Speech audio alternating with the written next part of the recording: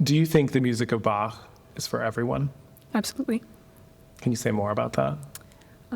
I'll say, I think a lot of people say with this question that it's, there's an amount of experience that needs to be, like, it's not entry-level music, but in my own personal experience, it was some of the first classical music I listened to and what immediately struck my love for it. I think Bach has music for everyone, and it really depends on who you are, where you're coming from, and how much time you're willing to devote to his music.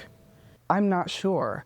I think the music is for everyone in that everyone can relate to the emotional context that Bach is working through. It's like as the further you go along, the more questions you have. I think it's for anybody, to appreciate, to play, and then to keep going along and learning more and getting deeper and deeper into the music, I would say. I think Bach is for everyone in the sense that it's stunning and it's emotional and it's raw and it's so beautiful.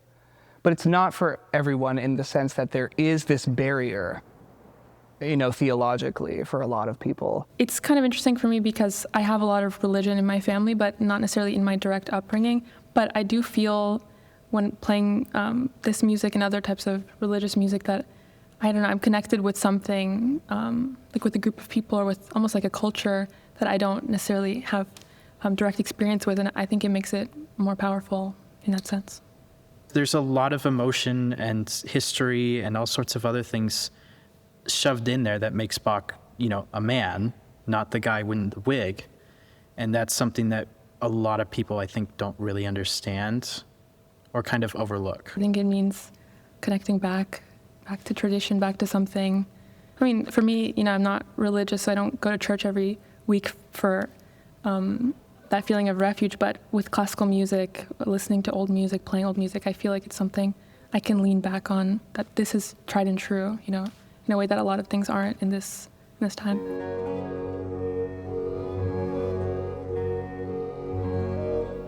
Hi, I'm Nick Pon, and this is Bach 52.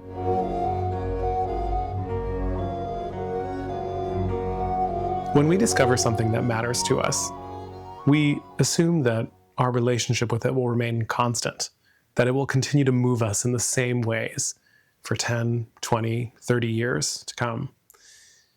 But anyone who knows art or faith or a long relationship knows that's not the way it works. The thread persists, but the way in which we hold it, the ways in which it holds us, changes. Ruben Valenzuela has been holding the thread of Bach's music since he was 8 years old, when a piano teacher gave him a piece by Bach to study.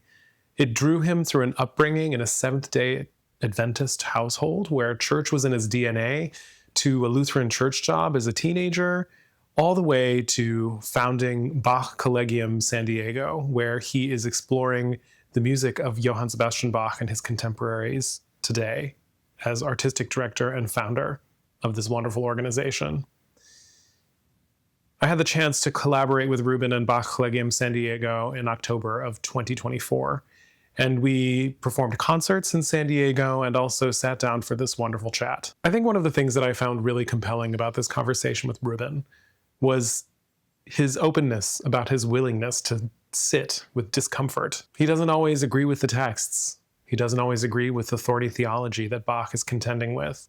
There are some times when words about a savior that's going to wipe away all of our discomfort and take care of all of our problems doesn't resonate for him with the realities of life today. But Bach still persists for Ruben.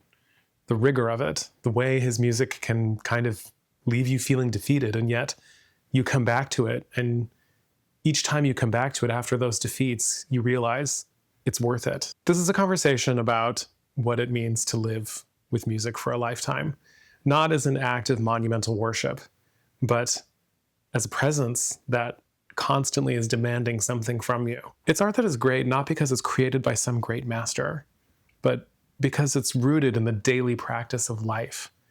And somehow it's always waiting for you around the corner, no matter which way you turn. I hope you enjoyed this conversation with Ruben, and please stick around for the aria at the end of this episode, taken from Bach's Easter Oratorio. We're here to talk about Bach, but we'll start off pretty simply. just how did the music of Bach enter your life, and how has it been a factor throughout your life? Yeah. So growing up, as a lot of kids do, hey, we're going to take piano lessons. Piano lessons go, and then within, I don't know, probably a year or two, there was a piece by Bach that was assigned to me. I didn't know who Bach was. I just knew there was a new piece assigned to me. And then I think that I connected the dots a little later when I think I saw somewhere that he was like an important composer. And so just the fact that I thought, oh, this is an important person, I should maybe play more of those pieces. And so I'm ashamed to say that I got to almost the end of high school with a lot of knowledge of the keyboard music, mainly the harpsichord music that I was doing on piano. But it was actually about that point that I realized for the first time that this guy had written vocal music, if you can believe that. I had never encountered it. I had never heard it. So you can imagine when I did come across the cantatas by accident, sort of, I was like, what? The motets, like, what is this music? This guy actually wrote vocal music. I had no idea. And looking back now, gosh, in some ways, outside of my family, I think that's like the one thread that has been going on probably since I was 8 to the present. Like, it just has never disappeared. It's just always around the corner in some way or another. Of course, moving to the organ, you can't, you only get closer to Bach. Right. And then from there, of course, as I mentioned, getting to the vocal music, then suddenly you're like, I got to know more about this music. What was it that brought the vocal music into your orbit? College, the listening center, I think there was spending some time down there, listening to music, and at that moment, I remember being particularly interested in the music of Chopin. I was still playing a lot of piano, and then I think, I was in the vicinity, and I saw like these brown things that said Bach on them. I said, that's a lot of them. Why are they all the same? They look the same. So I pulled one out, and it said cantata on it, and that didn't particularly look impressive. But I said, why are there so many of these? And what I was pulling out was that the college had the entire Nicholas Harnoncourt on vinyl, all of them. So I put one on, and it was intriguing. I thought, this actually is kind of interesting. I don't know if I like it. Frankly, I think the Chopin I was listening to, or the Debussy just moments ago, is actually more compelling to me. And this kind of felt like, oh, I think I'm gonna eat some peas and eat my carrots and a little bit, but I don't know. It just kept drawing me back. There was something about, I think for me, it was the fact that it felt so different than the keyboard music. It felt so different from what I knew of Bach at that point. So I just kept going. And it just, eventually, I think I figured out, like, oh, there's a lot of these, and maybe I should kind of figure out which of these is an important one. Like, and I think that probably led me to, like, say, Christlagen Todespanten. I think maybe I should listen to Ein Festwerk or something. I think I know that hymn. Right. That must be an important one. And so the thing that was like that made the ultimate, like, connection to me, that's that this guy is incredible, is that I was already sort of in that cycle of church, right? You do church every weekend, or you kick out, and you have to have music for a week, every week. Somewhere or another, rain or shine, you have to produce something. And then I read, I think somewhere in one of those Nicholas Harnoncourt things, that these are the cantatas of Bach, and he wrote one for every Sunday that was in response to the lectionary of that day.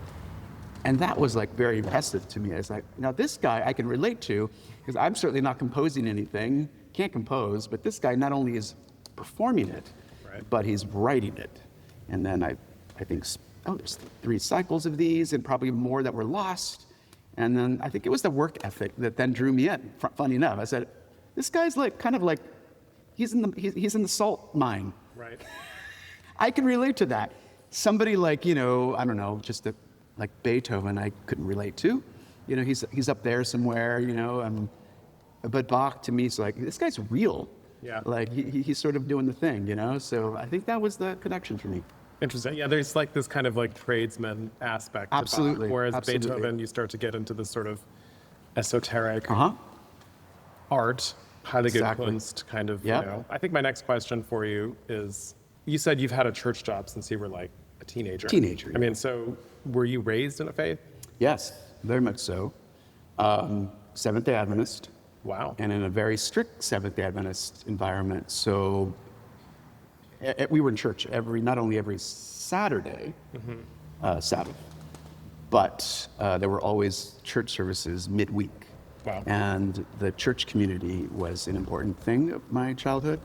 We were always in church. I think because of that, the other music I was doing, like again, Beethoven, Chopin, whatever, Debussy, that to me was this complete separated venture than what I knew personally.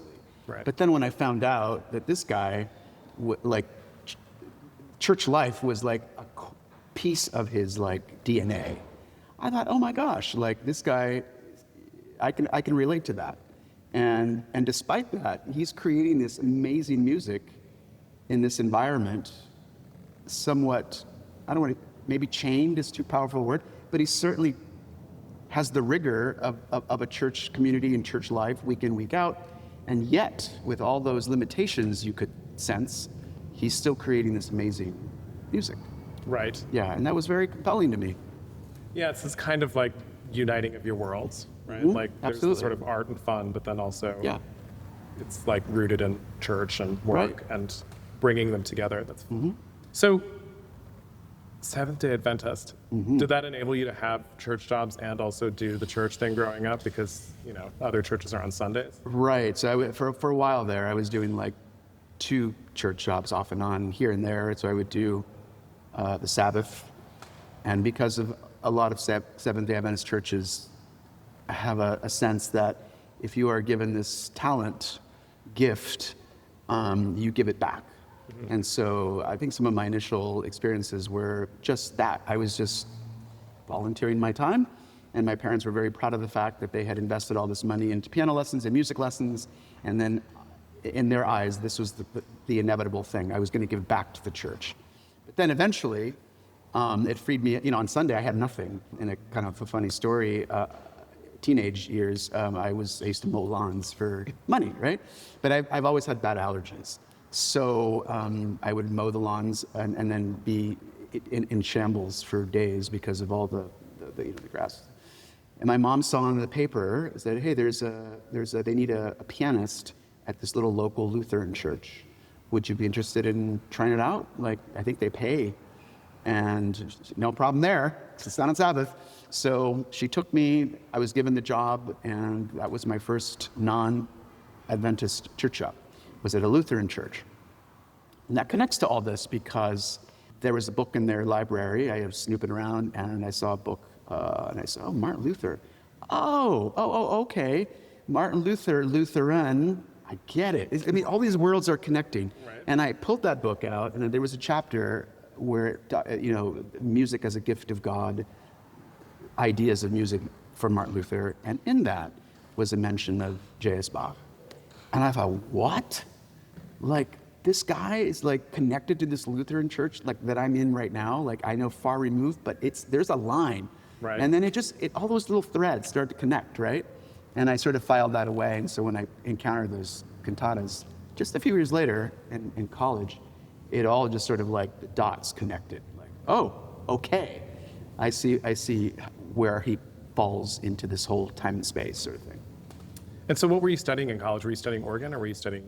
I came in as a piano major, which is a crazy thing, but I only did that because I was afraid. I wanted to do organ, and I was already doing organ on my own, sort of kind of figuring it out on my own, because my piano teacher didn't want me to, she had invested so much time in my piano playing technique and all that sort of thing. She's like, if you want to do organ, I'm okay with that, but why don't you wait till we're done with me?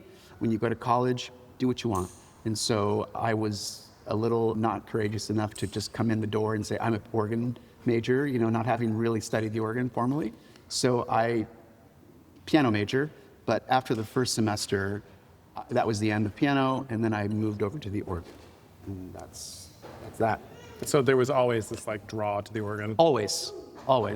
Yeah, and again, I think it's just all the time I spend in church. Yeah. It's just I can't, I'm not a preacher, I don't do this, that, or the other, but I can play some hymns, and I can really make a contribution that way. And as a kid, it makes you feel empowered. And that was for me, yeah. That's amazing. So, do you still practice as a Seventh-day Adventist, or No. you just No. My parents are still very, very much, they practice that faith, but I do not. But of course, looking back for me, I mean, as a kid, I didn't particularly always like it because I was, I went to public school my whole childhood. Right. There was nobody else like me. So when the kids would show up on Monday and talk about oh yeah, did you see Dukes of Hazzard on Friday night? Well, I didn't, because it was sundown. Friday night was the Sabbath. Right. And so there was no watching of TV. And so I got to turn it back on Saturday night, just probably somewhere in the middle of The Love Boat. Or Fantasy Island is when it kind of came back on. Right. So I knew those episodes, but never Dukes of Hazzard. I just missed that entirely. Knight Rider, missed that entirely. But no, I'm not practicing. So let's just jump to the question that's Yeah. the center of this. I mean, you've had a very specific experience, both religiously and also musically. There's clearly a draw for you, it sounds like, because, faith has always been a part of your life in some, either professionally or, in the way you were raised. Like, there's a way in for you. But do you feel like this music is for everyone? It depends on when you ask me that question. I think nowadays I question, because if we're talking about let's just say the cantatas, right? Right. And you have to confront the text. And a lot of the times the text for me, I think, my gosh, like I don't even know that I agree with this. Like this is does not resonate with me. And I try to sort of I certainly can't even digest it through the lens of an 18th century Lutheran. We just can't, because we're not those people. Yeah. And so I sometimes reconciling some of those quite vicious, sometimes attacks, I will, okay, let's kind of gloss over that one. But if you were to force me to okay, let's really unpack this, I might most likely have some problems with some of these things, and I won't even get into all of the the passions and those issues, which is a whole other. Oh no, let's go there. I mean, the piece that probably the first major work of Bach that I obsessed with was the St. John Passion. Okay. And, somewhat naive, just jump right into it. But it's just laden with so many issues. And, the Gospel of John, just in and of itself, raises so many questions as to who are we looking at? Well, right. There's very much an us. The part of the point of the Gospel of John is to create a them, right? Yes. And us and them. Us and them. Create a delineation and point the finger at somebody. Right. And I think for a long time I'd be like, okay, at least I recognize the problems, and so I'm not naive about the problems. So therefore now I can proceed. Sort of, I know what the problems are, and everybody's okay. Okay, let's do it. But I've come across dear friends and dear colleagues who will tell me, I absolutely, my livelihood is Bach's music. But my wife she will not come to any performance of the John Passion. And it's striking to hear that, because there's just so many lenses that you can see this music through. And, getting up on that balcony and looking down, it's just a hornet's nest. And you try to reconcile some of these things with, well, let's see, this is how we think Bach really felt about this. This is what he had in his library. So therefore, I don't think he was carrying the same sort of animosity, say, towards the Jews that say maybe we think Luther had, generation before, 2 generations before. So, okay, let's proceed then. There's just a lot of trepidation there these days. I haven't done it in a while, the John Passion, but I think the next time I do it, I think there's a great opportunity to really unpack the thing as much as possible, just even if it goes to some really difficult places. And I think part of that has to do with age, too, like contemporary society.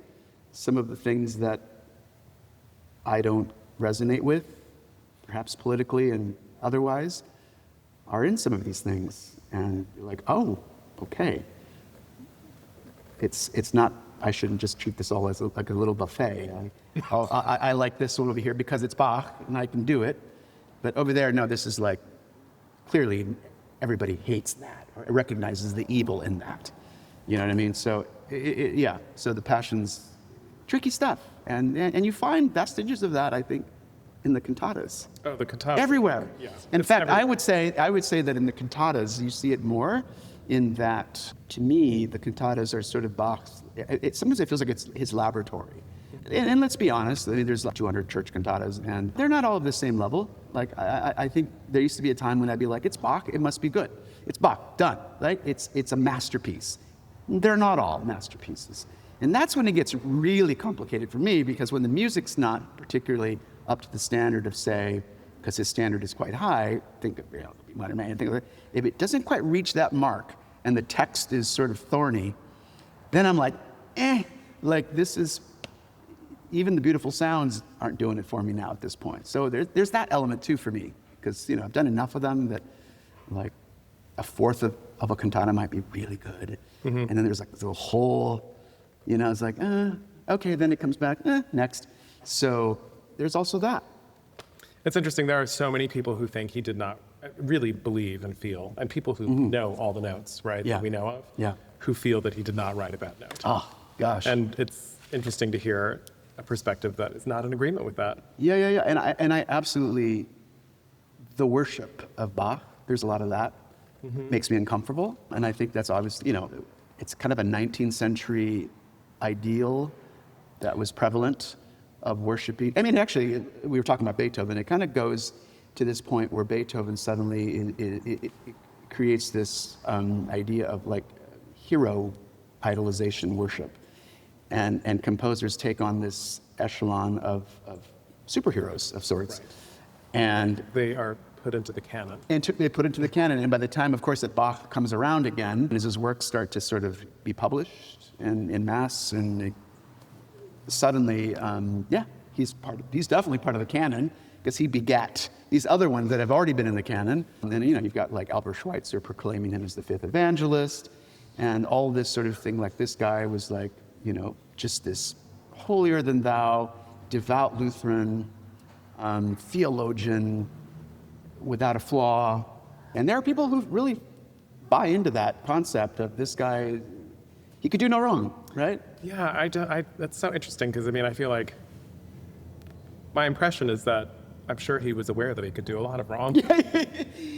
And I don't know, again, it gets back to this sort of tradesperson versus like artiste. It's like he's someone who was practicing a craft, and like you say, the cantatas are kind of a laboratory. He's clearly like experimenting with things and trying to master certain concepts. It's interesting for me. I have to say, though, I do think that I don't know that he didn't write a bad note. In a way that, in that way lies madness, right? Yeah.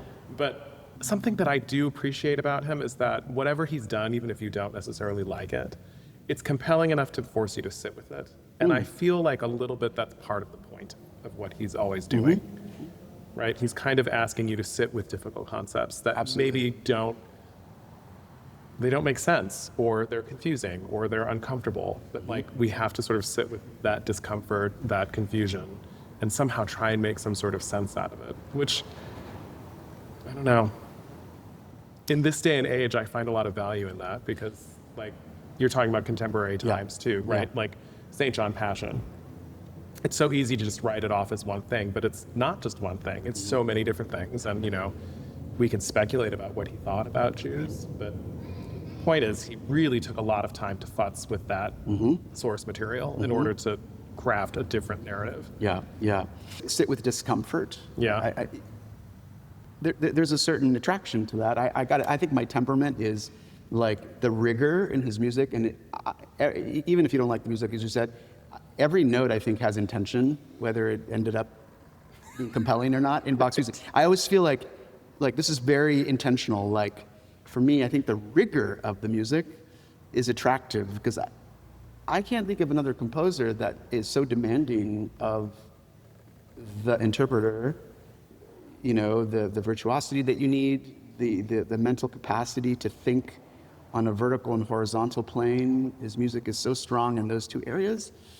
It's dense, and I think that attracts me, knowing that I'm going to get my wiped, but I come back for more. Right. Yeah. And I can think of specific organ pieces, like really well-known organ pieces of Bach that I have played many, many times, and they just never get comfortable. And because it's just some awkward turn or something, but the fact that it's that way and there's this discomfort, like makes me like, okay, let me try it another way. Maybe I can figure this out and finally be comfortable after years of playing this, and maybe this is the time. And then other things, like another league sprouts. And there's something about the rigor of that I find compelling and attractive, and at the same time exhausting and disappointing. But I mean, I think this is, again, when you get to this thing about like tradesperson and artiste, like there is a trap in this sort of romantic artist trope that we've developed around people like Beethoven, or that he developed around himself. Yeah. Which is, something is supposed to come to us in inspiration and genius just pours forth naturally, when actually that's not the reality of being an artist. Being an artist is about daily practice and like being willing to like work out whatever uncomfortable corner is in anything, and knowing that that's the thing that makes our craft better and allows us more freedom at the end of the day artistically, especially as performers. And so I understand the attraction. The rigor is so intense that you want to have a go. Let's do this. Let me work on this and see if I can actually get into this. And like I said, sometimes I just get get beat up.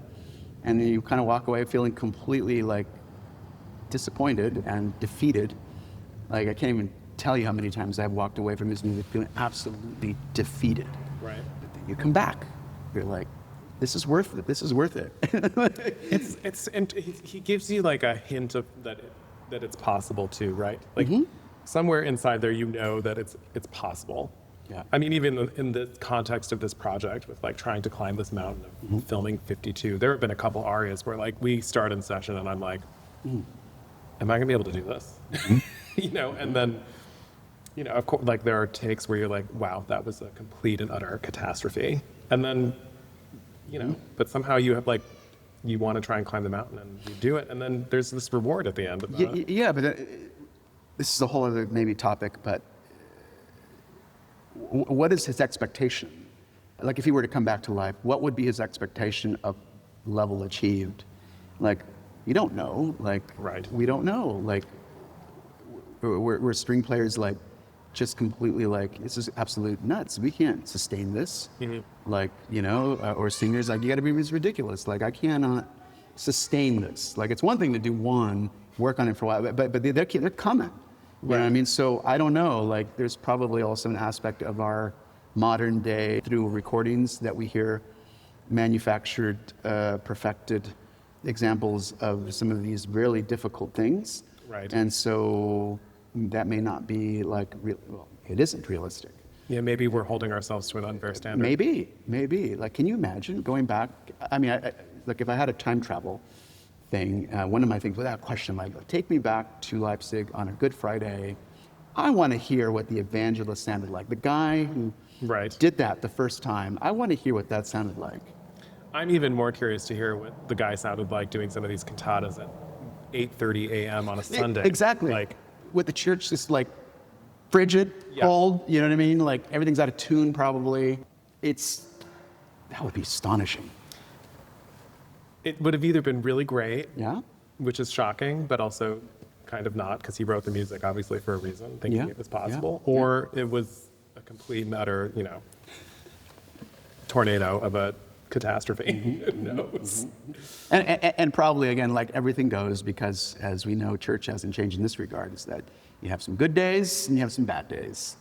And probably my guess is with something like the big days, like the Passion, Good Friday, I'm guessing that maybe they put there was a little bit more leeway and preparation time for those. But those other cantatas that are just coming fresh off the press kind of things. I mean, like on July 10th. Here, like ink's drying and you're just like trying to make sense of this. Right. It's like, I can't imagine that those were sustainable at a high level. I just can't.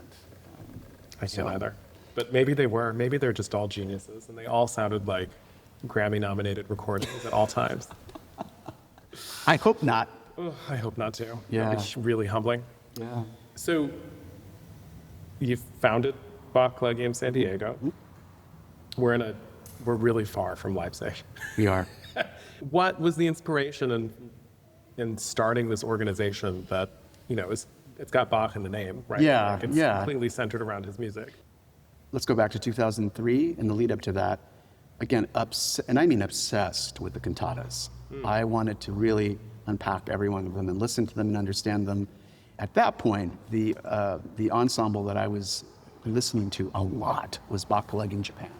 I really had an admiration for Suzuki's work. I heard him twice in person, and that just sort of like amplified. I just really loved what they were doing with their. I was buying all those CDs, and so I thought I want to do this. And as I said already, I was like, I'm obsessed with the St. John Passion. The first thing we ever did formally was the St. John Passion. No cantatas, no nothing. There was no dabbling with a bigger cantata or Right. It just we're gonna go right in. And I think I lived with that piece for a good solid year before we did it. And it was Evangelical was the orchestra that came down. And I put together a choir of friends to do it. And as the weekend approached and we had no name. It was just Evangelica, whatever. I said, well, tell you what, why don't we just sort of name it Bach Collegium San Diego? I like Bach Collegium Japan. That seems fitting, and it's just for the weekend. And then we'll get on with our life, and if people have a good time, maybe we can do some other concert and we'll find a name. So we did the St. John Passion and pretty much blew up the bank doing that. And I said, well, what do we do now? And I started looking at this contest, like, man, those are hard. Like in some ways they're harder than the John Passion. Yes. And certainly they're not practical in that it calls for some really, really specialized instrumentation sometimes. So we said, oh, I know what we'll do. We're going to do the motets. And so we feasted on the motets for a good solid year off and on of learning all those because all we needed was just a continuo. Right. And then I just sort of like, okay, maybe we can add maybe one of those like early cantatas that is just like strings or something. And that was it. But again, I was obsessed with Bach. I wanted to actually get into the dirt of it all and seeing what and here's Mr. Naive me is that we early on we established this series called, we still have it today, Bach at Noon. And the purpose of that was I just wanted another platform to do Bach cantatas. And I said, okay, so what we'll do. We will meet in the day before and put a cantata, maybe two, together and perform it the next day. And I quickly found out this is not possible. Like, I mean, if people come knowing one that they've done before, maybe, but, at this point, it was mostly some, volunteer situation, and no, there was no way, and this was hard lift. So we abandoned that, and the series to the present has become just a series where we feature all, it's just a number of different diverse composers, and occasionally about something or other pops in. But that's how obsessed I was with it. Wow. I just wanted, and then so I was by Suzuki. I think I bought the Koopmans. I was just eating that up. Of course, I probably bought the Koikens, whatever I can get my hands on there. And I was just listening to every possible recording I could get my hands on. And why do they do that? Same piece, but that sounds so different. What's going on here? So it's just like curiosity, really. Super curiosity. About the cantatas. About the cantatas. The things that you thought were maybe not for you at the first listen. Exactly. But then, in a funny sort of way, going back to the Adventist thing, when I had sort of like, church, the other thing that was like, okay, this is like church, but I like it initially because I can relate to this church because the sounds that come with this church are very beautiful.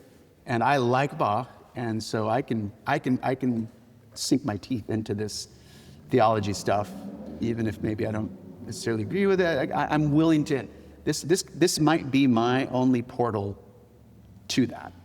Because certainly what I had been living before as a kid was like, didn't speak to me at all. It was just very, it was just confining. Yeah. So last night we performed in a Greek Orthodox church. I was raised Greek Orthodox. And it's very interesting how, anything with the word Orthodox in it is not for everyone. Right. And it just prides itself on being like the or the original, whatever it is. And being in that space, it's, technically in an Orthodox church, like the space in which we performed is not for everyone. You have to be baptized to enter it. Like the space that's for everyone is outside, like in the sort of entryway of the church. And, here we were doing this thing. And it just reminded me of this thing about of Christianity in particular that really I find fascinating, which is that it is supposed to be an evangelical religion, right? It's supposed to be evangelizing and like to be for everyone and to be converting the masses. And yet, so much of it really is about creating us versus them, who's in the club. And it's interesting listening to you talk about the cantatas, like, even though it's theology you're not sure you can necessarily agree with, but like, it does get to the evangelical aspect of, well, these are sounds that I like. There's something that's sort of like musical propaganda about it. Totally. I think, I don't know, I could completely be making this up, but somewhere, I think Martin Luther made some comment, paraphrase, like, why should the devil have all the good tunes? Right. You know what I mean? And so music is just such a powerful tool to sort of like, draw. We're all drawn by different things, and certainly I'm drawn by beautiful sounds, clearly. Right. And that's the thing that gets my attention. And so, like, when it's sort of like, the smoke incense is doing this, I'll go. Let's go. You know what I mean? Let's see what's in there, and I'll follow. Has there been value for that? I mean, in your life with that, in terms of like, being seduced into a place where like you were initially resistant to? I mean, my faith is like a roller coaster. I think that's the nature of being human. You know what I'm saying? Yes. And like right at this very moment, I find myself at a low dip where feel rather immune to it all. But there has been a time when, again, like I'm listening to, let me think about, Christlagen Todesbanden. It's like, oh my gosh, could there be like a more euphoric expression of, the end of that first movement with all those alleluias going? That is like euphoric expression of resurrection, rebirth, like sign me up, let's go, you know what I mean? But if I were like this very moment, I'd be like, okay. I mean, amazing music, and I will do what needs to be done, that it's euphoric, but as far as like personally what it means for me, I'm probably like immune to it at this very moment. So, interesting. Yeah. Interesting. Yeah. And like yesterday, I think you were talking about, the aria from 249, Easter Oratorio, and it's just like, it's powerful stuff there, and how the music is reflective of that. And you sort of got my attention. I'm like, I should maybe go like, I'm in a pool. I should kind of go under a little bit and see if I can kind of get into this. And it's, again, I think at this very moment, it's just the beautiful sounds that are feeding me. And the text is, at this moment, not really resonating with me at all, to be perfectly honest. Yeah, that one thing from the Easter Oratorio where he's talking about, the text is very much about we have a Savior, and the Savior is taking care of all of our problems ultimately. Yeah, that's exactly it. And I'm thinking, that's all fine and great and all, but the truth is that's certainly not always my reality. Like, whether it's like a dear friend who was sick, passes away, or something, like, this is BS, it's like, and these texts emanate really from this sort of layover of this medieval world of just take it face value and don't question, faith, done, out. Right. And so at this particular moment, and I could very well feel different in 5 years. I don't know. It's literally incredible music. The construction of it is so amazing. I do think that that's part of the genius of it, is that even though you're not in, like, one cannot be in a place where you can relate to the text, there is a way in through the notes that are on the page. And I wonder if some of that is also like, it's this holdover from this medieval sort of thinking, but also that was his reality. And so that's what he's expressing, and there is something still very real about those aspects of human life and existence now. Cantata 21, is it the Veil of Tears? Yada. It's like just the shapes and the gestures of the writing in that it couldn't be descriptive of anything else. It's just so strong in its depiction of a particular affects. And yes, I understand, other composers that who we're not even talking about, like, have these moments as well. But I don't know. I feel like it goes back to the fact that Bach is doing all of this incredible stuff most of the time. I'm not going to say all the time, but most of the time, working in this constraint of, these are the lectionary readings. This is for Sunday. Unlike, say, our dear friend Handel, who is the other big name of the 18th century, who is sort of operating on more or less his own terms, certainly, in the oratory and opera world, whereas Bach is like Lutheran to the core, to the end. Let's go. It is much more prescriptive. I mean, Handel's limitations and constraints are much more commercial Yeah, than they are exactly, like kind exactly.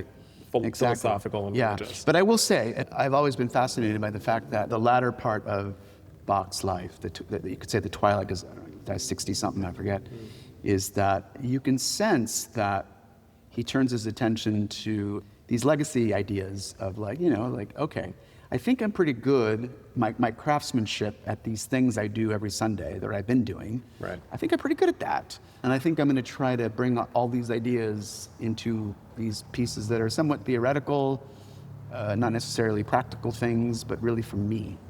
And that's where I think it's interesting that he kind of turns inward a bit and he starts like, I've done all that stuff. Yeah, in church you can be okay. And now I'm going to work my ideas out for me, Right. for the long haul. Like, I find that very interesting. That It's like a retirement mentality, right? Like, Oh, I'm absolutely. like, this is for me now. this is for me now, Yeah. and I can sort of picture him, going into the garage of sorts, Yes. metaphorical garage, and he's, under the hood, and he's like, yeah, that thing I did back in that cantata all those years ago, I think there's a place for this in this B minor mass thing idea that I'm trying to put together. These like the best of my ideas, I'm going to just sort of like put them all here, and if anybody ever performs it, that's neither here nor there. It's just the idea of it. And so it's interesting how even Bach, who maybe was like serving, really looks inward, I think, towards the end. And those, I think, without question, I will say those are, I don't know if I like the piece, masterpiece, that's kind of, I know sometimes weird word, but just like top shelf. Yeah. Like it's up on that high shelf of that gin is way up there. Exactly. Yeah. So you're 22 years in with Yeah. Bach Collegium San Diego. Why do you think it's important to keep bringing his music into this community? That's a tough one. Why? Because I'll tell you why. Average person, I love classical music. Who are your favorite composers? Almost guaranteed, somewhere in there, Bach is going to turn up. Bach, Beethoven, Brahms. And I'm like, okay, so you like Bach. All right, so do you know the cantatas? How many of those do you know? 5? 4? Some big Bach nerd might know 20, right? Right. 20, maybe somebody a little bit more than that. And when you stop and think about it, there's 200 of them. Unless you really have taken a dive into like all of those, there's a whole half of this composer that you really don't know. Right. It's not the B minor mass. It's not the well-tempered clavier. It's not the Brandenburg concertos. It's these cantatas that are such a major part of the entire opus, the entire corpus that is Bach. That you know what, you literally don't know Bach. You know what I mean? So I find that fascinating. And I think because of that, I think it's important to go outside the canon of the cantatas and not do the Kriegslags and not do the 106s, go outside and drop in these other ones that aren't as well known, so that some of these ideas, hopefully these threads will come through and it's like, oh yeah, wow, that's pretty cool. I never would have been nobody performs Bach around here. Nobody. It's like cantatas, no. And certainly Lutherans don't, at least not here, don't do them on a regular basis. So where else are you going to hear it? Right. Yeah, it falls on this ensemble to try to program those here and there. Not a big heavy dose of it, but it's like you said, it's not always so user friendly. Yeah, well, it's challenging. That's It's for sure. very challenging. Yeah. It really assumes a lot about the listener that you've got the 18th century concept of that sociology, and then everything that comes with the music on top of it. That's a big thing to throw out there. Amazing. Yeah, it's funny how you'll go through your life and then realize that there's this thing that just never goes away. Again, outside of family, like, a sibling or whatever, like there's this thing that sort of landed in my lap at one point and it's never gone away. And it probably won't ever go away. I mean, for heaven's sakes, I have in my bedroom, yes I do, in my bedroom, I have a picture of the St. Thomas is right there. And I'm thinking, that's pretty nerdy. Like to wake up every day and to see like an etching of St. Thomas there, in the bedroom, for heaven's sakes. Yeah, right. And as you know, Brahms had the portrait, a copy of the Haussmann portrait over his single bed. Oh, Lord. So imagine that. Waking up to JS's face every day. Uh-huh. Wow. Actually, right now in my bedroom, I have an action figure of Oh. him That's right. That's right. Yeah. So, but yeah, I can relate to that. Yep. Thank you very much My for pleasure. taking some time on this very busy weekend to have a chat. enjoyed that very much. Yeah. And thanks very much for Absolutely. Thanks doing to this you. work. I've enjoyed every minute of it. I started the week off a little tired because I told you my little guy is not sleeping well. So, but then as it got going, I thought, oh, this is like goddamn amazing music. See, it's like You see what I'm saying? it refreshes you in a weird, Yeah, in a weird way. the rigor. Yeah.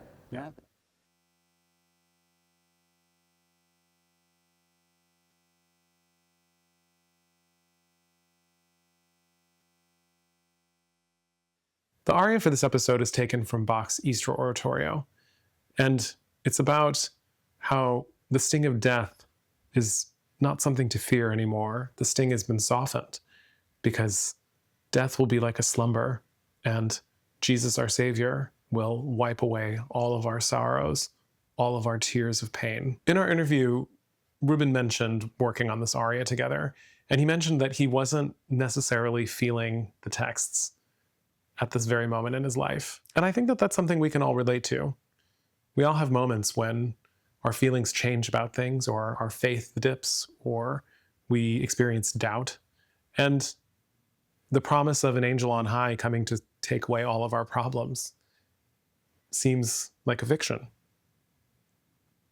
And yet, as this piece demonstrates, the music, it remains. I wonder if that's maybe part of the point. Not that we always have to believe the same thing and in the same way, but that the music is always there, doing its work, even when we're not close to it. Maybe especially when we're not close to it.